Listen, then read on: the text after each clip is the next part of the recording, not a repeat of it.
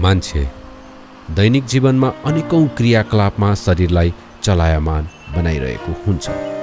यसरी चलायमान शरीर कहिलेकाहीँ आकस्मिक दुर्घटनामा परी वा अन्य उपचारका क्रममा शरीरको मेरुदण्डमा चोट पुगी शरीरका केही अङ्गले काम गर्न छोड्छन्। भिरबाट खसेर चोटमा पर्ने या चाहिँ गाडी एक्सिडेन्टमा पर्ने या औद्योगिक दुर्घटनामा पर्ने, त्यो धेरैलाई चाहिँ नि मेरो अभाग्य मिल्दैन। तर जीवन लामो छ अनि जिउनु छ। धेरै थोरै आफ्नो लागि, घर परिवारको लागि, समाजको लागि अनि देशको लागि योगदान दिन ती व्यक्तिहरूले पनि सक्छन् भन्ने केही उदाहरणका पात्र, जसले परामर्शपछि विभिन्न सिपमूलक तालिम लिएर समाजमा केही उदाहरण पात्र भई खुसी अनि सुखी जीवन बिताइरहेकाहरूको यथार्थ कथा हो यो।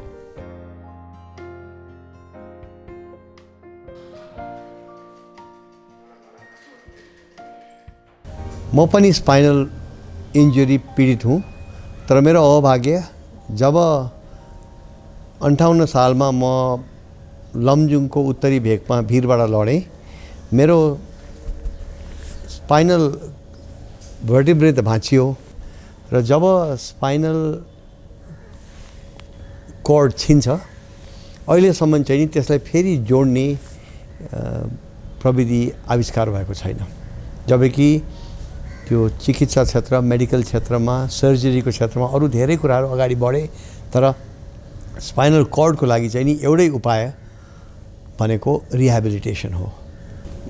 अन्य क्रियाकलापमा व्यक्तिको, पीडितको पुनर्स्थापन गर्नु सकिन्छ र पर्छ। र मेरुदण्डमा चोट लागिसकेपछि मान्छे क्षणिक रूपमा निराश हुन्छन् अनि घर परिवार पनि निराशमय जिन्दगी हुन्छ कि भनेर मान्छेले सोच्दछन्। अब ढाड भाँचिहाल्यो, दुःख भयो, अब व्हिलचेयरमा बस्नुपर्ने भयो, अब समाजले हेर्ने दृष्टिकोण अनि घरमा हेर्ने दृष्टिकोण, श्रीमानले हेर्ने दृष्टिकोण अनि धेरै फरक भयो। अनि त्यस फरक भएपछि अब यसो सोच्ने भएँ, यस्तो जिन्दगी बाँच्नुभन्दा त मरे पा हुन्थ्यो भन्ने सोच भयो क्या। अनि त्यसपछि अब समाजले पनि त्यही भन्ने भयो, यसरी बाँच्नुभन्दा मरिदिएको भए हुन्थ्यो भन्ने भन्नुभयो समाजको वरिपरिको मान्छेले पनि, होइन। डिप्रेसन भएर आउँछन् एकदम। अनि उहाँहरूले अरू साथीभाइ जसले रिह्याब गरेर गएर अहिले काम गरिरहेछ, एक्टिभहरू देखेपछि उहाँहरूको पनि उत्साह। एउटा कारण त हामी त्यो don't lose hope, there is life ahead. ढाड भाँचिसकेको मान्छे व्हिलचेयर प्रयोगकर्ता भइसकेपछि अब यो कुनै पनि सेक्टरमा, कुनै पनि क्षेत्रमा काम छैन। अब यो ओछ्यानमै कुहिएरै मर्ने भन्दा विकल्प छैन। हामीहरूको रिसर्च र डेटाले के भन्यो भने फलोअप भिजिटमा कि अलिकता मोर्टालिटी रेट, मृत्यु दर चाहिँ अलिकता उहाँहरूको हाई भयो। यो के कारणले हो भन्दाखेरि बेसिकली यो सोसल र इकोनोमिक कारण रहेछ, आर्थिक बोझ र समाजले अलिकता हेर्ने तरिकाले। र त्यो दिन अब त्यो यति भयानक डरलाग्दा दिनहरू भए, तिनीहरू आत्तिने टाइपको डरलाग्दो, अब म जिन्दगीमा केही पनि गर्न सक्दिनँ, अब मेरो कुनै पनि विकल्प छैन जस्तो खालको त्यो खालको सोचहरू सुरु भयो। तपाईँ जिन्दगीभर अब हिँडुल गर्न सक्नुहुन्न, तपाईँको कम्मर मुनिको भाग पुरै प्यारालाइसिस भयो भनिसके पछाडि 59 साल त्योभन्दा उता एउटा रिह्याब सेन्टर नेपालमा रहेनछ।